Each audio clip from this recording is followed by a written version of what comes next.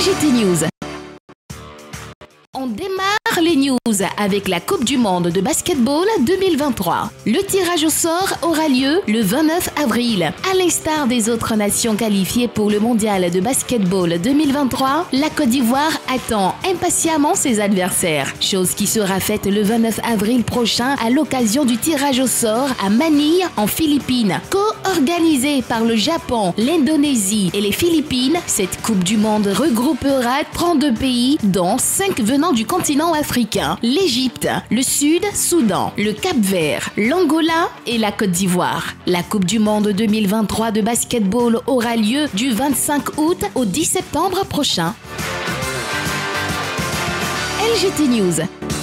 Du handball à présent, le Red Star lance bien sa saison. Le championnat national de première division de handball a effectivement démarré le week-end dernier au Parc des Sports de Trècheville. On note que le champion sortant chez les hommes, à savoir le Red Star, a bien lancé sa saison en venant à bout de la formation de handball Université Club par 42 à 15. Vainqueur de la Super Coupe 2023, Don Bosco s'est offert d'entrée l'Assoa 26 à 23. Chez les dames, le vice-champion Habitat Handball Club d'Abobo a été désillusionné par National Handball Club 21 à 30. Le choc de cette journée inaugurale qui devrait opposer l'équipe championne en titre, le Bandama et l'Africa, a été reporté à une date ultérieure. LGT News. Tennis. Classement ATP. Djokovic reste toujours numéro 1 mondial. Le classement mondial ATP a été publié hier et malgré son élimination en huitième de finale du Masters 1000 de Monte-Carlo, Novak Djokovic se maintient toujours en première position. Le Serbe devance l'Espagnol Carlos Alcaraz, forfait pour le tournoi du Rocher. Il y a cependant une nouveauté au niveau du podium. L'arrivée de Casper Ruud à la 3e place. Derrière le Norvégien pointe Daniil Medvedev, classé 4e. LGT News. Football avec les coupes UFOAB, U20, filles et garçons. La Côte d'Ivoire connaît ses adversaires. Le tirage au sort des coupes filles et garçons des moins de 20 ans a été effectué hier au siège de la FIFA à Trècheville par l'Union des fédérations ouest-africaines de football. Logé dans la poule A en ce qui concerne cette compétition chez les garçons prévue à Abidjan du 7 au 21 juillet prochain, les éléphantos en découdront avec le Burkina Faso, le Ghana et le Niger. Les filles ivoiriennes, pour leur part, logées également dans le groupe A, iront se mesurer face aux pays hôtes, le Ghana et le Bénin. Le tournoi féminin aura lieu à Komassi. LGT News. Ligue 1 de France, prix Marc-Vivian Foé. Seko Fofana parmi les finalistes pour défendre son titre. Ils sont connus, les finalistes du prix Marc Vroquin, Achraf Hakimi, le Tunisien Younis Abdelhamid, les Maliens Mohamed Kamara et Amari Traoré, le Congolais Chancel Mbamba. LGT News. Terminons nos news avec cette triste nouvelle. Le père de Samuel Eto'o est décédé. La mauvaise nouvelle est tombée hier. Samuel Eto'o fils, le président de la Fédération camerounaise de football, est en deuil. Le géniteur de l'ancienne star du FC Barcelone a donc rendu l'âme après avoir lutté contre la maladie depuis quelques années. La 3 se joint à toute la grande famille du football africain pour présenter ses condoléances les plus attristées à Samuel Eto'o fils.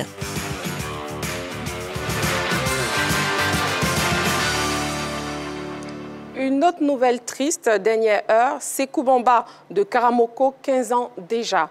Ce 8 avril 2023 marque le décès de l'ex-international footballeur ivoirien, à savoir Sékou Bamba de Karamoko. Voilà 15 ans que l'ancien attaquant de l'Africa Sport et de la SEC Mimosa nous a quittés. Nous avons une pensée pour ce fantastique joueur. Begriago, un mot sur Sékou Bamba? Oui, un des plus grands footballeurs de sa génération, un monsieur avec lequel j'ai formé la ligne d'attaque qui a dynamité l'Afrique avec Gabriel Colossi. Sékou Bamba, c'était un très grand joueur, c'était un joueur de devoir, c'était un joueur qui faisait la différence, c'était un dynamiteur, c'était un débloqueur de match. C'était un monsieur, il y a une anecdote extraordinaire. Oui. On devait jouer la finale de la Coupe d'Afrique des vainqueurs de Coupe en 92. Et la veille de cette finale-là, Sékou Bamba est sorti. Il allait se balader, on ne sait pas où il était. C'est pas possible. Et le président Zienso a été réveillé la nuit. Il est revenu au centre d'entraînement pour voir où était Sékou Bamba. Il est revenu plusieurs heures plus tard. Et il a dit au président, je te fais gagner le match demain matin. Donc, Sékou est resté là. Et le lendemain matin, il a fait un super match face au Vitalo. Il marque un but d'anthologie. Et puis, c'est l'image d'un footballeur extraordinaire, mais avec beaucoup de facettes qu'il faut accepter. Et nous, on acceptait avec ses facettes. Et puis, c'était un monsieur extraordinaire. Il avait une joie de vivre, mais surtout, c'était un très grand footballeur. Hommage donc à Sékou Bamba, toutes nos pensées à sa famille footballistique et aussi à sa famille biologique. Martial Gorou, encore un mot de décès, le décès du père de Samuel Eto'o, le président de l'Africa Foot, hier lundi. Oui, la triste nouvelle est tombée et effectivement, le père de Samuel Eto'o, qui s'appelle David Eto'o, est décédé de suite d'une longue maladie. Il était dans un état comateux, malheureusement. Il a été rappelé à Dieu hier. Donc, vraiment, c'est une grosse perte pour le Cameroun. Et nous profitons de cette occasion pour adresser nos condoléances au peuple camerounais et au fils, qui vient de perdre son père, Samuel Eto'o, l'illustre grand footballeur africain qui est aujourd'hui président de l'Africa Foot. Il faut dire que David Eto'o avait 6 enfants et il a eu comme profession, excusez-moi, il était comptable. Donc voilà un peu ce qu'on peut penser de M. David. D'accord. La Coupe UEFA B, Guy Orlus. Effectivement, c'est parmi ces compétitions qui valorisent le football africain et ces jeunes footballeurs aussi qui leur donnent la chance de s'exprimer. Je pense que c'est là une occasion encore pour permettre à la Fédération ivoirienne de football de mettre en avant ces jeunes joueurs-là qui pourront représenter la Côte d'Ivoire dans les compétitions à venir. C'est la jeune garde qui se prépare. On a eu un très beau tournoi du côté du Maroc avec les Éléphantos U23. Voilà, donc pour moi, c'est une continuité et sans oublier le tournoi des U16 du côté de Toulon. On prépare la jeune garde pour les compétitions à venir. C'est ça un peu, on a pu entendre les ambitions de la Fédération ivoirienne de football et à travers la direction technique nationale, je pense qu'on va avoir une belle représentation au sortir de cette compétition, que ce soit chez les dames comme chez les hommes, plutôt chez les garçons comme chez les filles. Donc on attendra de voir, puisque l'autre partie se jouera en Côte d'Ivoire, celle des hommes, la compétition des hommes, et celle des filles se jouera à Koumassi. On espère avoir une bonne équipe ivoirienne à cette compétition. Henri Joël, vous avez une véritable carrure ministérielle ce soir. Ah, j'ai une prophétie. Vous prenez la prophétie? Bientôt. Un mot sur le basket, Henri Joël. Oui, les 32 équipes qualifiées pour la Coupe du Monde connaîtront leurs différents adversaires à l'issue du tirage au sort qui aura lieu bientôt. L'élément en a parlé. Déjà, il faut savoir que toutes les grosses nations du basketball seront représentées à cette compétition. Il faut savoir que ça sera une co-organisation avec 3 pays, notamment l'Indonésie, le Japon et les Philippines. L'Allemagne est qualifiée, les États-Unis, l'Espagne, la Lituanie, la Serbie, la Slovénie, la France, la Grèce, pour ne citer que ces pays-là. Et puis aussi, il y aura quand même quelques pays africains qui seront là-bas, 5 au total. La Côte d'Ivoire en fait partie. Et puis peut-être une des rares fois qu'on aura un pays organisateur qui ne sera pas présent à la compétition. Il s'agit de l'Indonésie. L'Indonésie n'a pas été qualifiée puisqu'il fallait atteindre les quarts de finale de la Coupe d'Asie FIBA en 2021 pour pouvoir être qualifiée. Malheureusement, l'Indonésie n'a pas pu atteindre ce niveau-là. Donc, elle va organiser la compétition, mais elle ne pourra pas y participer.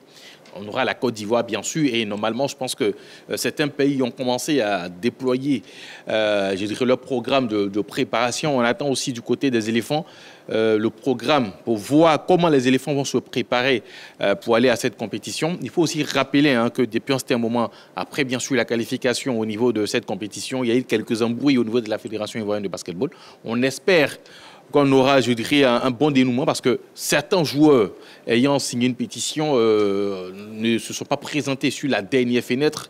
Quelques cadres étaient présents, mais beaucoup de nouveaux. Je pense que c'est vrai, ces nouveaux-là ont le talent, mais pour aller à cette compétition, je pense qu'on aura besoin de toute l'armada de l'équipe nationale. Donc je pense que c'est le moment pour la fédération d'essayer de concilier les choses afin de participer à cette compétition, de partir à cette compétition avec les meilleures âmes du côté de la Côte d'Ivoire. Donc on attend d'abord ce tirage au sort pour savoir comment la Côte d'Ivoire peut-être pourra s'en sortir, parce qu'aujourd'hui, le basketball, ça se développe un peu partout. Ouais. C'est vrai, on se développe, mais les autres aussi travaillent. Donc, on verra les adversaires de la Côte d'Ivoire afin de mieux déterminer si oui ou non, on pourra passer cette phase de poule.